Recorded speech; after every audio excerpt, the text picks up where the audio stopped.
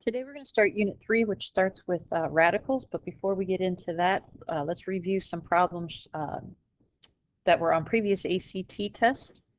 So you don't have to worry about the numbers. I just want you to pause the video to take a look at this first one and determine which is the correct answer. All right, so let's go over this. If you still need more time, pause the video again. One thing to notice is it is a solid line. So we notice all of the inequality signs. That doesn't help because they're all less than or equal to or greater than or equal to. We would rule out any less thans or greater thans. That would indicate a dashed line. We know we're shading above, so we could say that we should be looking at a greater than or equal to.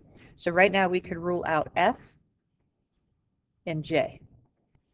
So what we want to do is figure out the slope and the y-intercept. So the y-intercept is -3. And it looks like our slope, if we were to go up 3 and then over 3 to the right, the slope is definitely positive. The line's going uphill left to right, so our slope is going up 3 and then 3 to the right, so we actually get a 1 here, so the slope is 1. So if we were to write this, we're going to get y is going to be greater than or equal to an x minus 3, which would be g. So hopefully you were able to come up with that. Go ahead and pause the video again. Take a look at this next one.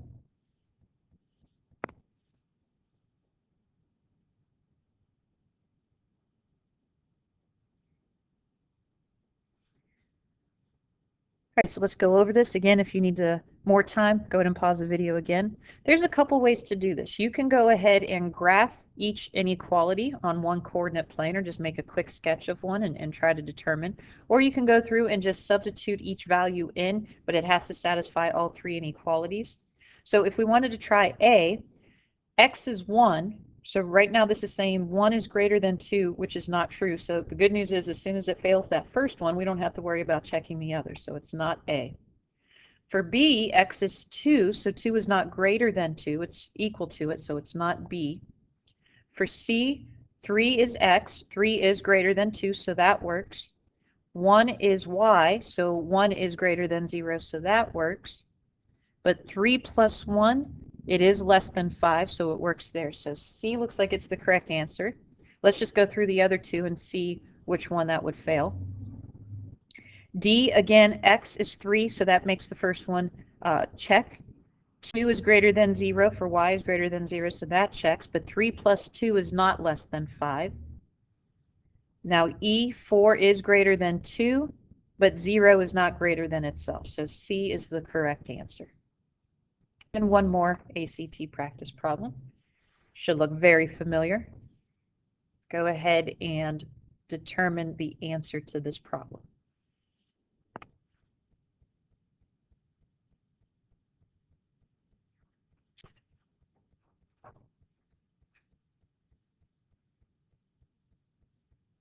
Again, pause the video again if you need a little bit more time. What we're doing is we're just adding these, so all I need to do is add the 9 with the -6. So 9 plus the -6 is going to give me 3. So right away that rules out C, D, and E. Next I have 8 plus 6, so that's 14. So A and B are still in the run. Next I just go down to -4 plus 5, which is 1. So it looks like A is it. And then 7 plus 4 is 11. So hopefully you were coming up with A. All right, so what we're going to take a look at today, simplifying radicals. This is something that you have seen in previous courses, so we're just going to review, but it is very important. I want to really emphasize we're not using calculators, and what's really going to help us when we go to simplify radicals or square roots is knowing at least our first 20 perfect squares. So on your paper, I want you guys to make a list, title it this, the first 20 perfect squares.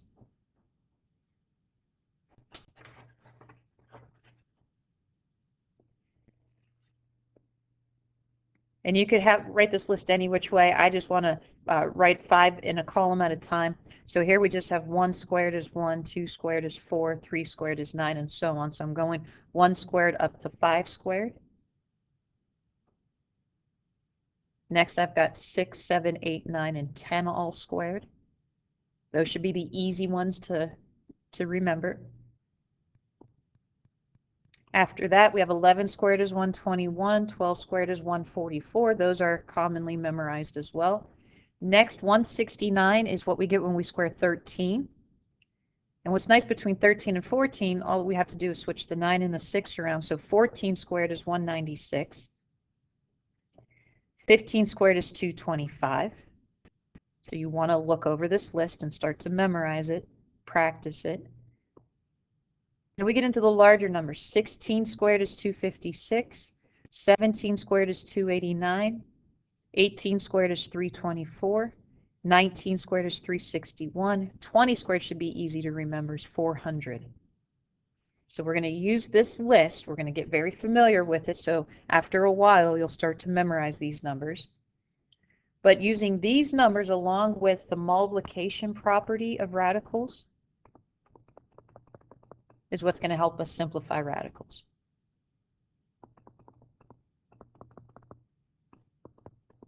So this property says when we have a number underneath the radical and we can factor it, we can separate the radicals so these mean the same thing. And vice versa. If we're ever multiplying two radicals together, we could put them underneath one radical. So let's say I have the square root of 4 times 2. I could separate this into the square root of 4 times the square root of 2. Then I can go ahead and take the square root of 4, which is 2. And then anything else that I can't take the square root of, I just leave underneath. Now, a lot of times I don't actually rewrite it showing this. What I do is I leave it underneath the square root, one big square root, and I like to circle. Sometimes it's a little bit of a time saver. So I circle the 4, and then that's going to come out as a 2. Anything circled, that means we're taking the square root of. So that comes out as a 2, and then I just have a 2 still underneath the radical. Or if we have the same two values underneath, this becomes square root of a times square root of a, which is square root of a squared, which is just a. So this tells me anytime I have a square root times itself, I'm just left with the number underneath.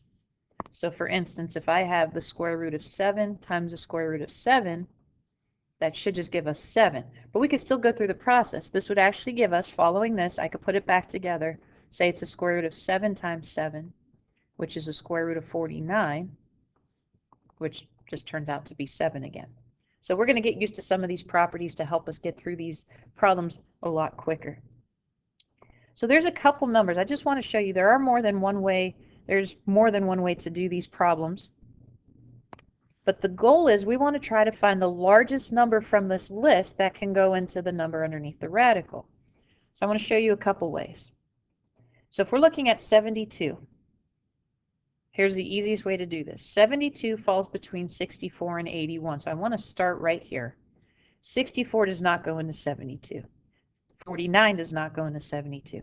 But we need to know our numbers. 36 does. So this is going to be the quickest way to do this problem. So I'm going to turn this into the square root of 36 times 2. Now since 36 is a perfect square, I'm going to circle it. That's going to come out. What is the square root of 36? 6. What's not circled? The 2, so that's going to stay underneath the radical.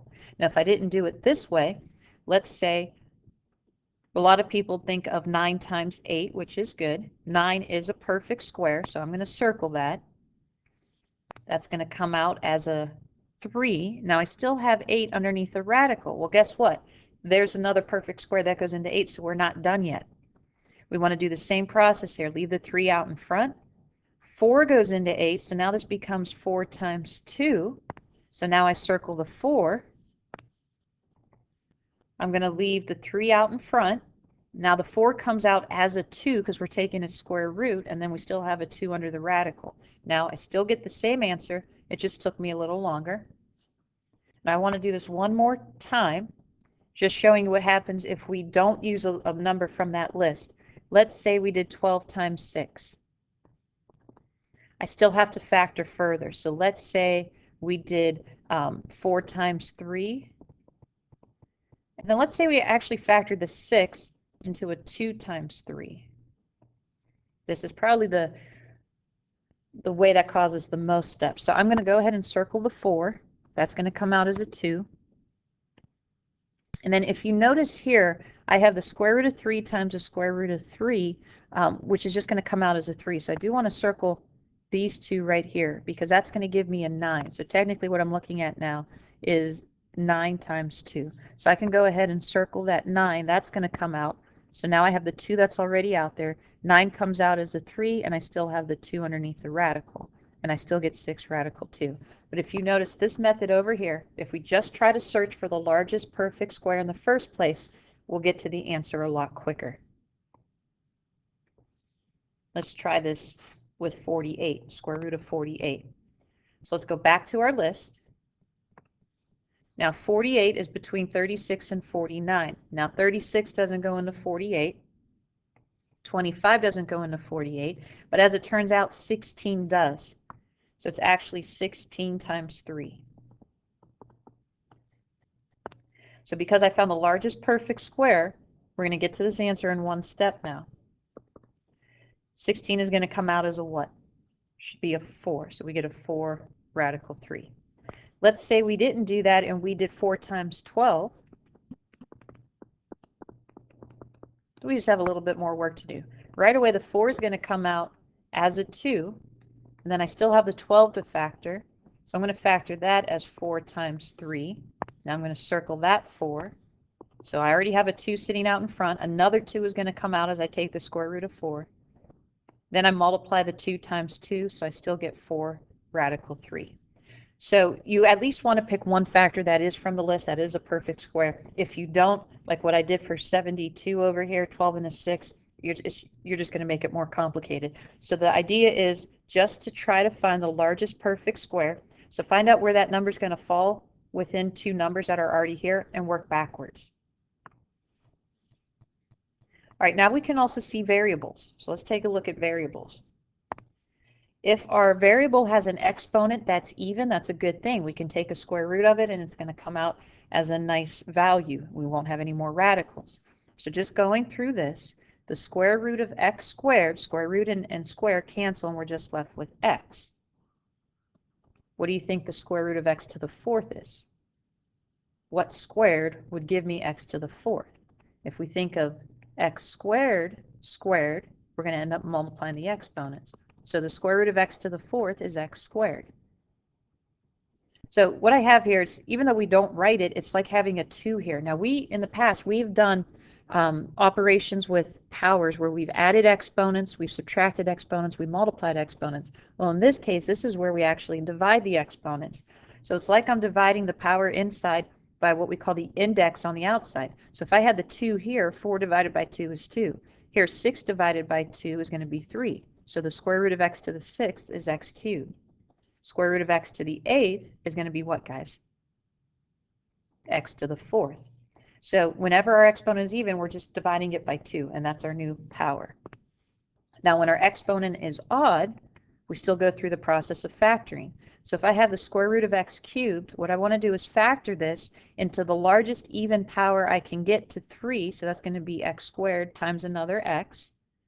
And then what's going to happen is I'm going to take the square root of this, so that's going to come out as an x, and then I get a radical x still left over. So the only difference here is it's going to look like what we have in the list off to the left column, but we're going to have an extra radical x after it, because radical x to the 5th is going to become x to the 4th times x underneath the radical. I could take the square root of x to the 4th, which is right over here. So now I get x squared, but then I have an additional radical x. So with skipping the middle part, do you think you can guess what this is going to be? I'm going to write this as x to the 6th times x, so this is going to be x cubed times x. And then even down here, x to the 9th, we should get x to the 4th times x. Because right here, this is x to the 6th times x. If we circle x to the 6th, we'll get x cubed. Here we could write this as the square root of x to the 8th times x. Square root of x to the 8th becomes x to the 4th, but we still have an extra radical x in our answer. All right, so let's go through several of these. Hopefully it's looking a little familiar. All right, we definitely want to look at our list. Take the time just to copy down the first two problems.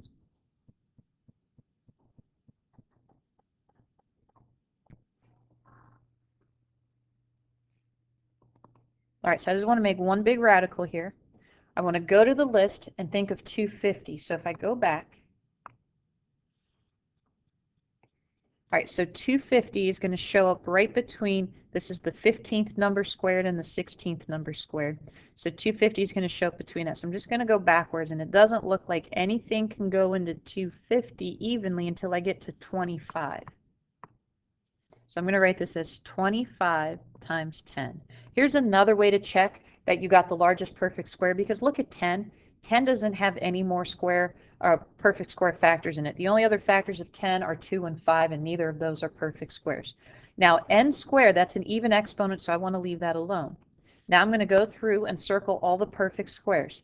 So that's 25, and that's n squared. Both of those are going to come out in front. So the square root of 25 is 5. The square root of n squared is n. What's not circled? The 10. That's anything not circled is going to stay underneath the radical. All right, let's take a look at number 2. Let's go back to our list. I want you guys to do that. I'm not going to scroll back. Just to see what you're thinking. What is the largest perfect square factor of 300?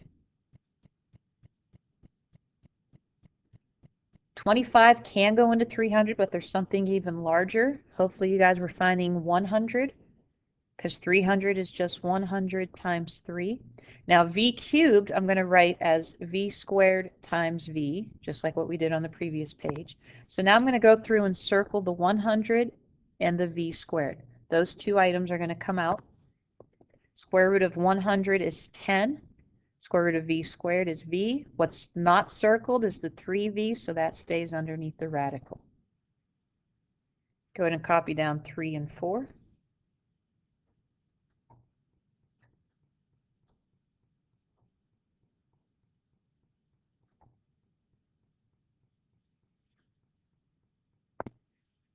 Right, now 147 is not a common number we're used to working with, so if it's a little bit tougher to try to find a list of perfect squares or a perfect square from our list, this is what we could do.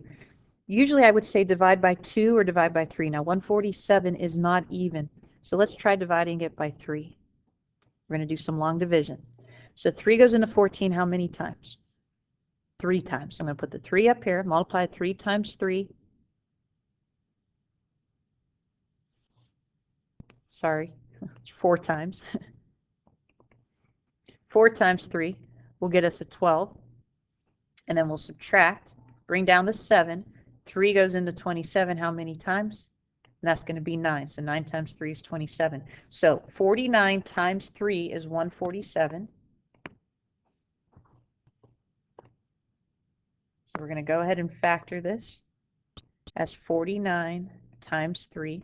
We're going to leave m squared alone because it's to an even power, and we're also going to leave n to the 4th alone because that's also to an even power. So I'm going to circle the 49, the m squared, and then n to the 4th. So the square root of 49 is what, guys? 7.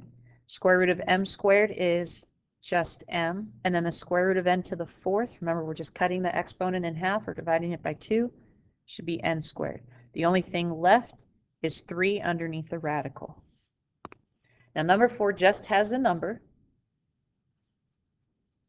So again, when the number is really this large, so it goes beyond the 400, the last number in our list. So let's try. Let's just divide 512 by 2.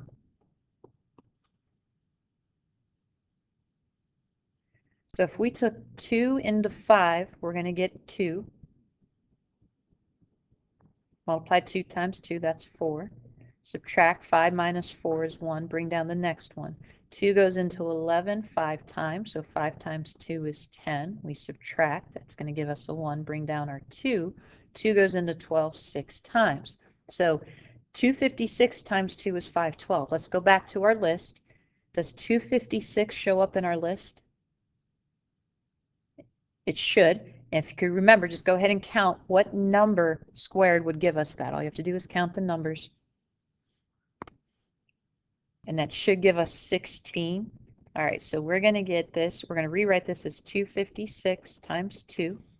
I'm I'm going to circle the 256 because the square root of 256 is 16. And then I still have a radical 2 left over. All right, let's go ahead and try one more. I want you guys to pause the video, go back to your list, do this without a calculator. Again, when our numbers are rather large and they're not that obvious, maybe first start by dividing 108 by 2, divide 108 by 3. See if you get a square root or a perfect square left over when you do that. But pause the video and give this a try.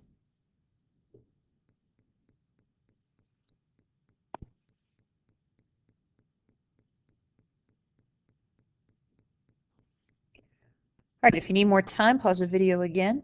Let's try 108 just divided by 2. Hopefully you don't need to know to do this the long way. It's just saying half of 100, half of 8. So that's going to be 54.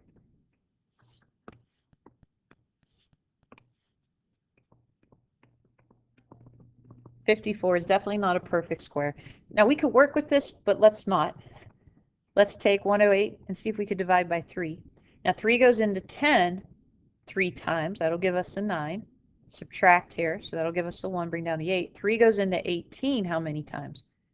That's 6. Now 36 is a perfect square. So what I could do is rewrite 108 as 36 times 3. Now a to the 5th, I need to factor that into a to the 4th times a, and then all we have is a single b, so I want to leave that. So this is how we want to factor what's underneath the radical. I'm going to go ahead and circle the 36, a to the 4th, and that's all we can circle. Nothing else is a perfect square. So the square root of 36 is what? 6. Square root of a to the 4th is a squared.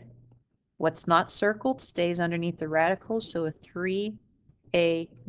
Even if we had a different number under here, we would multiply it by the 3, and as long as it wasn't a perfect square itself, we would leave it this way. So anything that's left underneath the radical, we multiply back together, which is, in this case, we just wrote it as 3ab. All right, guys, so the worksheet I'm going to give you today, just the first side, just 1 through 14 only. I'll have a separate PDF, as I always do with this worksheet. So let me know if you have any questions.